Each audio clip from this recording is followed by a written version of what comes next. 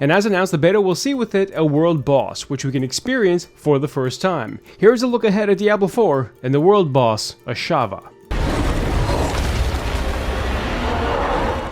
This coming March, we will see both the early access and open beta introduced to the public to allow us to experience Sanctuary once more. And with that, we were told during the latest developer interview that with the betas comes an opportunity to experience the newly introduced world bosses, and that's Ashava.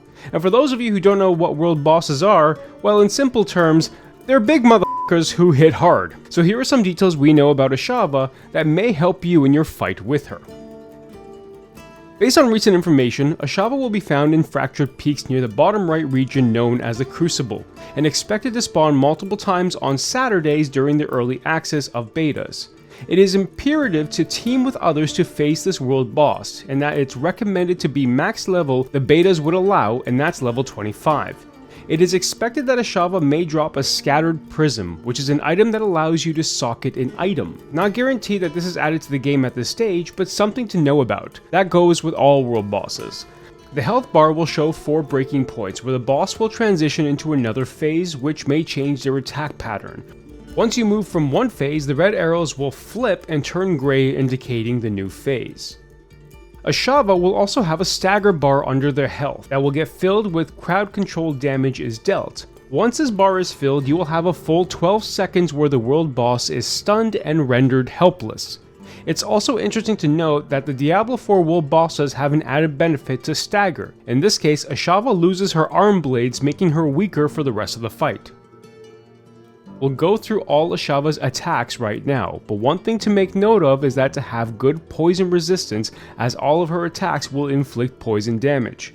We'll start with the primary attacks that deal smaller damage and which properly built characters can absorb. Acid Spit. This attack spits out 3 blobs of acidic vomit and will leave a pool of acid on the ground for 20 seconds. Bite. Ashava will bite 4 consecutive times towards characters within melee range. Her last bite will have a larger animation and implement larger damage. The following attacks are high damaging attacks that can one-shot well-established characters. Make note that there is an animation when these attacks are performed to allow you adequate time to move. Leap. Ashava will jump on you and tackle you to the ground and can cause a knockdown debuff. You will see when she's about to perform this attack as she dips into a pouncing stance before leaping. Do not be in front of her at this time. Double Swipe.